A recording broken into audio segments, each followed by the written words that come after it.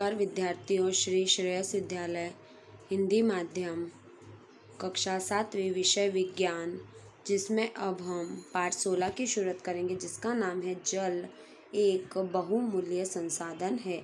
जल है तो कल है।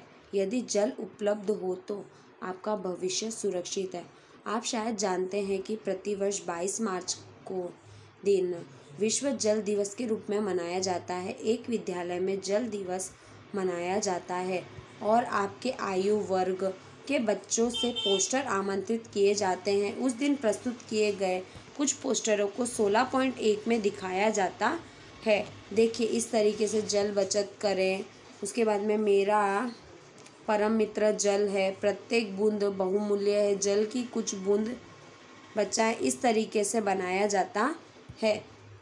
इन पोस्टरों से आपको क्या संदेश मिलता है? आपके प्रेक्षणों को अपनी नोटबुक में लिखिए और उसकी चर्चा अपनी कक्षा में कीजिए। क्या आपने कभी घर अथवा विद्यालय में जल की कमी महसूस की है? आपके माता पिता और शिक्षक प्रायः आपको जल बर्बाद न करने की सलाह देते होंगे। हर व्यक्ति को जल संरक्षण के महत्व की ओर ध्यान आकर्षित करना चाहिए के लिए हमें प्रतिवर्ष जल दिवस के रूप में हम मनाते हैं। अब देखिए, पेय जल, धुलाई, खाने पीने, उचित सफाई के लिए हमें जल की आवश्यकता होती है। संयुक्त रूप से राष्ट्र द्वारा प्रत्येक व्यक्ति के लिए सुझाई गई जल की न्यूनतम मात्रा 50 लीटर प्रति व्यक्ति है। यह मात्रा प्रति व्यक्ति प्रतिदिन लगभग 2.5 बाल्टी के बराबर है। क्या आपके परिवार को कम से कम इतने जल मिल रहा है? यदि हाँ, तो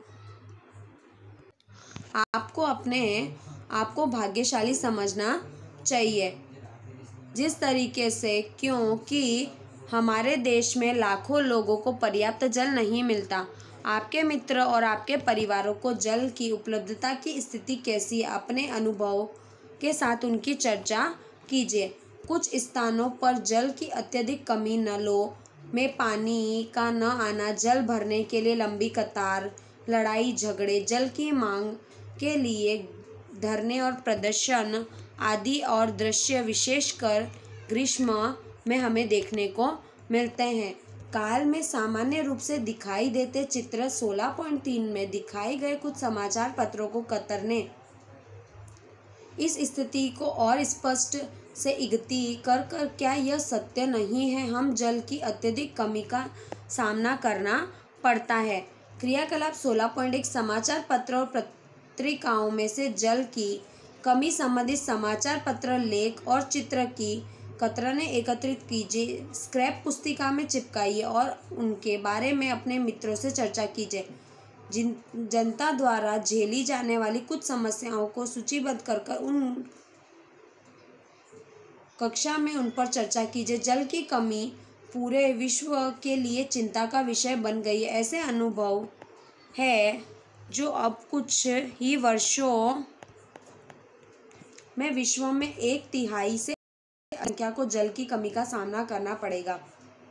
जल की कमी के विषय में चर्चा करने के लिए सबसे पहले हमें यह जानना आवश्यक है कि हमारी पृथ्वी पर उपयोग के लिए कितना जल उपलब्ध है। चलिए, कितना जल उपलब्ध है? अंतरिक्ष से लिए गए पृथ्वी के चित्र को देखिए। यह नीला क्यों दिखाई देता है? निश्चय ही आप अनुमान लगा सकते हैं।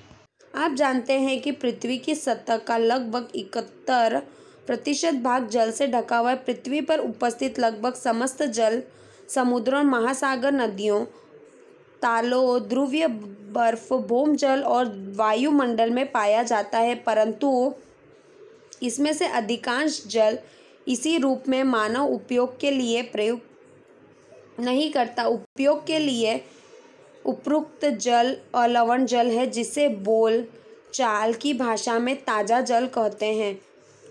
ऊपर बताए कुछ स्रोत में ताज़ा जल की सापेक्ष मात्रा आकलन करने के लिए क्रियाकलाप 16.2 में बताया गया है। देखिए, अब हम यहाँ पे बताया गया है कि मध्यम आप बाल्टी लेकर 20 लीटर आता है। टिप्पणी: मान लीजिए बाल्टी जल के लिए उपलब्ध कुछ प्रदर्शन करती है। मग्गे में, ग्लास में, चम्मच में कितना जल हमें देखने को मिलता है? हम में से कुछ अधिकांश लोग एक असीमित संसाधन मानते हैं। क्रियाकलाप 16.2 से क्या आपको मानव उपयोग के लिए उपलब्ध जल की वास्तविकता मात्रा का आभास हुआ है? क्या इस जानकारी से आपको चिंता हो रही है? इस विषय में अपनी कक्षा पर चर्चा कीजिए। जल की अवस्थाएं। आपको डर की सतत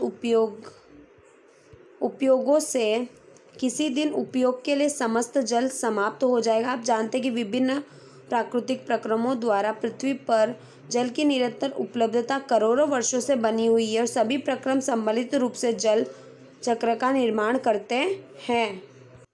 उसी तरीके से कक्षा 6 में जल चक्र के विषय में आप पढ़ चुके हैं और अपने शब्दों में लिखिए कि आप जल चक्र के बारे में क्या जानते हैं।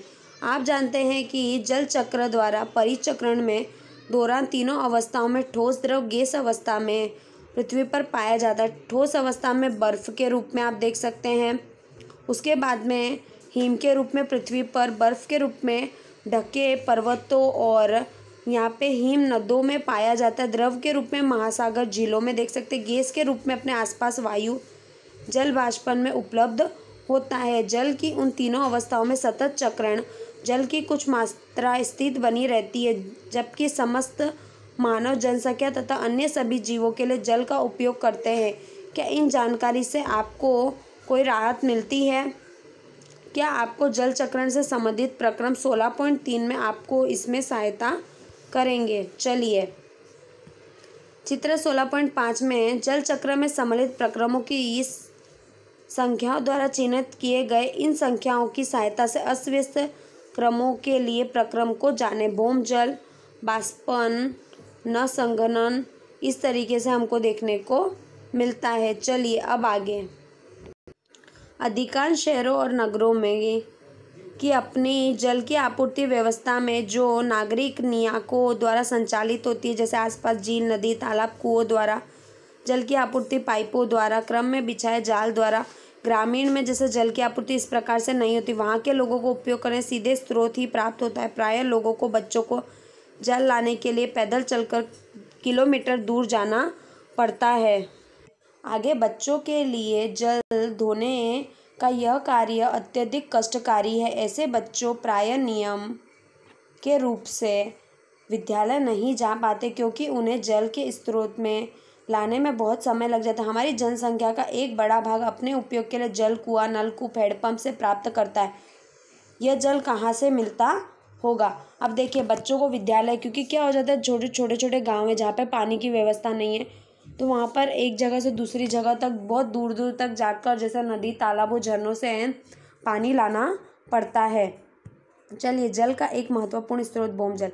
यदि हम किसी जलाशय के निकट भूमि के गड्ढे खोदें तो वह हमें मृदा नम मिल सकती है और मृदा आर्द्र भूमिगत जल की उपस्थिति को इंगित करती है। यदि हम अत्यधिक गहराई तक खोदे जाए तो हम उस स्तर तक पहुंच सकते हैं जहां की कणों के बीच के सारे रिक्त स्थान, जैसे कि चट्टानों के बीच के जल में हम देख सकते हैं, जिसे हम भौम जल स्तर कहते हैं। भौम जल स्तर मतलब कि स्थानों पर विभिन्न रूप से पाया जाता है, जिसमें परिवर्तन कर भौम जल मिट्टी में कम गहराई अथवा मीटर की गहराई तक हमें देखने को मिलता है, जैसे भौम जल कहते हैं। चलिए, वर्षा जल में अन्य तो जो नदी और तालाब मृदा रिसकर भूमि के नीचे गहराई तक रिक्त स्थानों के दरारों पर हमें देखने, जैसे अतः संयंदन के रूप में जाना जाता है।